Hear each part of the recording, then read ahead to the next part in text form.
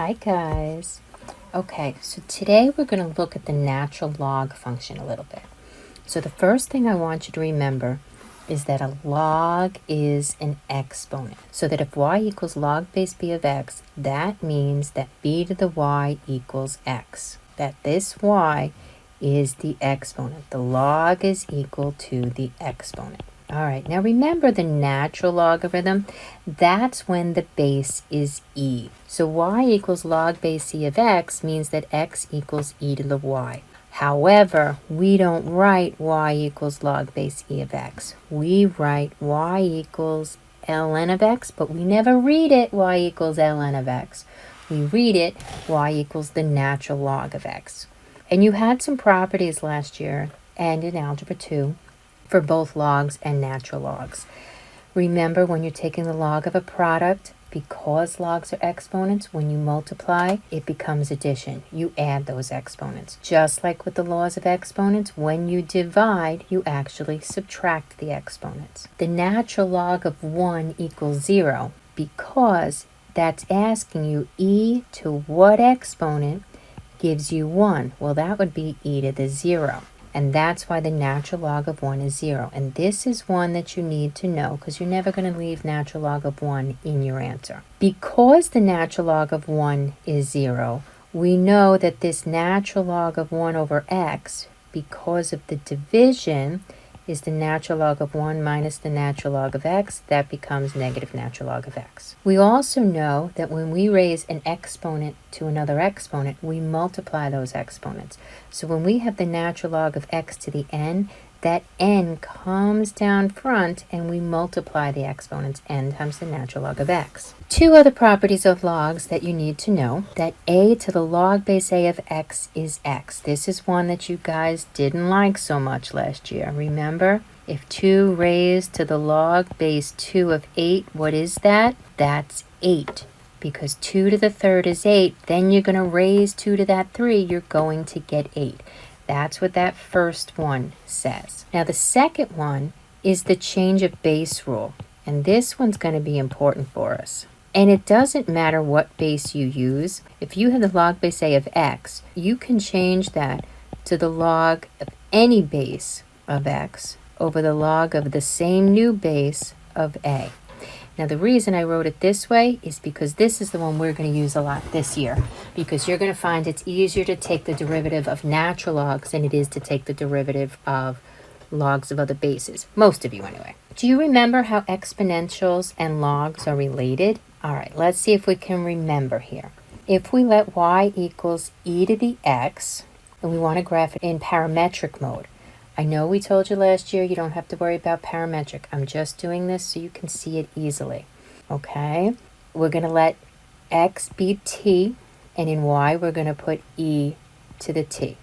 That'll graph for us e to the x. Then we want to graph the inverse, so all we're going to do is we're going to switch the x and the y's. Okay? So now I'm going to come here. Now I'm on my iPad, so it looks a little different than you're used to. In here, I'm going to go to my tools. Instead of function, I want to use parametric. And we said we're going to use t. And then underneath that, in the y's, we said we're going to use e raised to the t. Okay, I'm going to hit enter. There's our graph because we only started at 0, so we're seeing it from there. Then I want to go back up. Okay, now I want to go back up and we're going to graph the inverse. So now we're going to graph e to the t. And then we're going to graph the t. And we press enter. And you can see that these are inverses. They're reflections over the line y equals x. So it turns out that our logs and our exponentials are inverses. So let's write that down there. How are they related? They are inverses. That means that if x equals e to the y, that only happens if y equals log base e of x. And we write the log base e of x, remember, as the natural log of x. That also means that y equals 2 to the x is the inverse of y equals log base 2 of x. There's also something called the common logarithm. Do you remember what that is? That's where the base is 10. So something like y equals log base 10 of x is only true if x equals 10 to the y. But again, we don't write y equals log base 10. We just write, it's so common we don't even write it. We just write y equals log x. Okay? Now, some things about log functions and their graphs, if you think about them, I'm going to go back for a minute. Let's go back to my TI calculator and let's just do, okay. Let's just graph, say, the natural log of x in function mode. There it is, okay? Notice what the domain is. All the x's to the right of the y-axis, so the x is greater than 0. The range, it goes forever low to forever high. It passes through that point 1, 0. Remember the rules we had for the exponentials? Anything that was related to x is now related to the y's. Anything that related to the y's is now related to the x's. So the domain is x is greater than 0. The range is all the reals.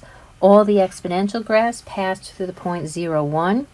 All the log graphs passed through the point 1, 0. The exponentials had a horizontal asymptote at y equals 0. The logs have a vertical asymptote at x equals 0. Now, do you remember when we looked at y equals e to the x and then we looked at its derivative? Let's see if we can see the same thing for the natural log. So let's go back. We already graphed the natural log of x. Okay, so let's go back up and we're going to use our derivative tool now, the derivative with respect to x of, and we can either type in f1 of x, but this time on this particular keyboard, I think it's going to be easier for me to type in the natural log of x. Oh no, that is definitely not the same, is it?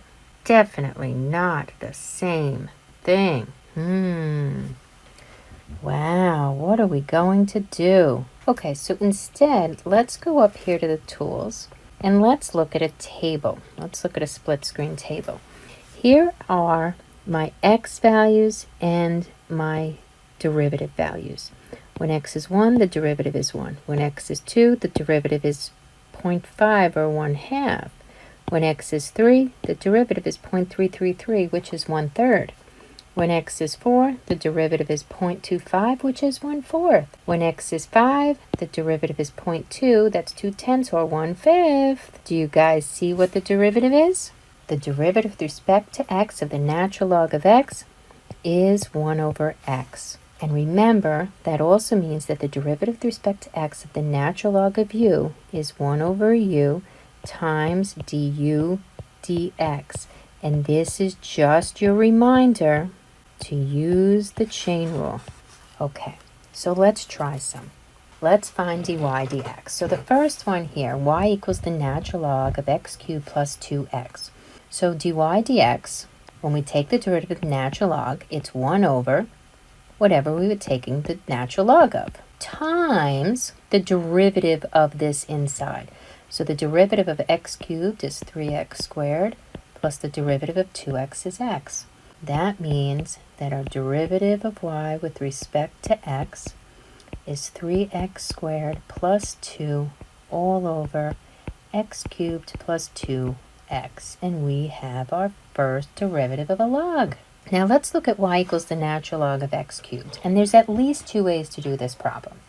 If we follow the rule says the derivative of y is dy dx.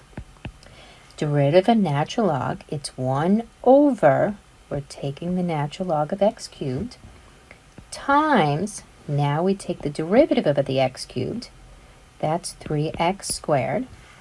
So when we multiply that, 1 over x cubed times 3x squared is going to give us 3 over x. And there's our derivative. Perfect, marvelous. Now some people might look at this same problem, y equals the natural log of x cubed, and say, wait a minute, isn't that the same as y equals 3 times the natural log of x? And then my derivative is just 3 times the derivative of the natural log of x is 1 over x. So that's just 3 over x, and they get the same answer. Do I care which way you use? Nope, not at all. Your call, guys, okay? Now let's do y equals the natural log of the sine of x. So if we take the derivative of y, it's dy dx, which becomes, now the derivative of natural log is 1 over whatever we're taking the natural log of, which in this case is sine x, times the derivative of sine x is cosine x. So that's cosine x over sine x, but don't we have a better name for that? That's just cotan x. See, this isn't so bad, right? What happens if we switch it around? What if we do y equals the sine of the natural log of x?